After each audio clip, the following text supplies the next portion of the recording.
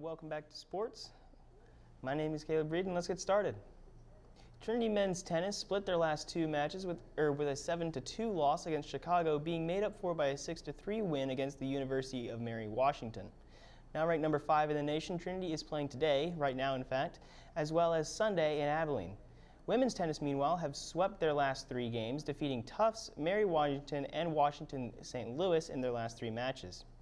Men's baseball has won 3 straight games in conference play, moving their record up to 13-7 on the season, while women's softball closed out a dramatic weekend series against Shriner.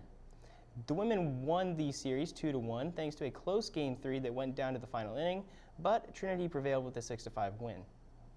Baseball plays here over the weekend against the University of Dallas, while the women will travel up to DFW for their game. Meanwhile, in professional sports, the San Antonio Spurs are in the hunt for an NBA play-in spot at the tail end of this season, thanks to a 4-game win streak to move their record up to 31-45. Their 111-112 loss to the Memphis Grizzlies hurt their effort to make it into the special play-in game for the NBA playoffs, which will start in mid-April.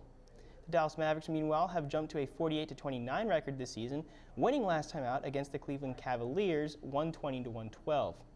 They're sitting pretty in the Western Conference in 4th place, but there's still plenty of time for anything to happen. The Houston Rockets, on the other hand, have had an absolutely dismal season up to this point, sitting at a 20-57 record following their loss to the Minnesota Timberwolves on Wednesday.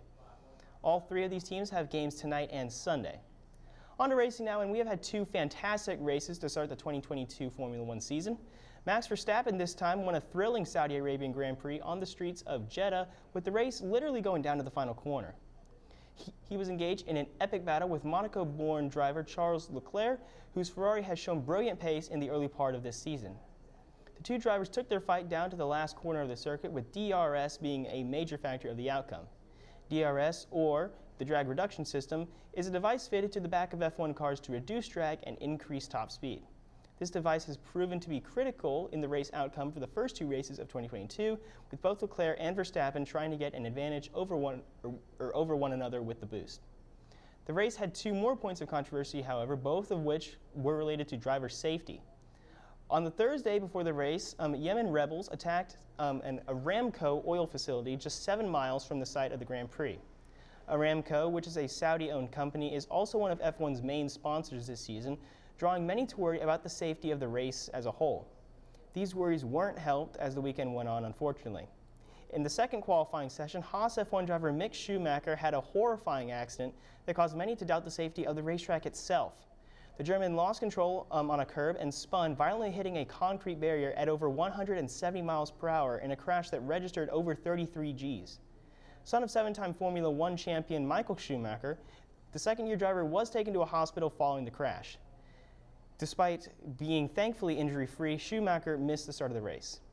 Meanwhile, over here in America, in NASCAR, Ross Chastain took his first career victory in last weekend's race in Austin, Texas.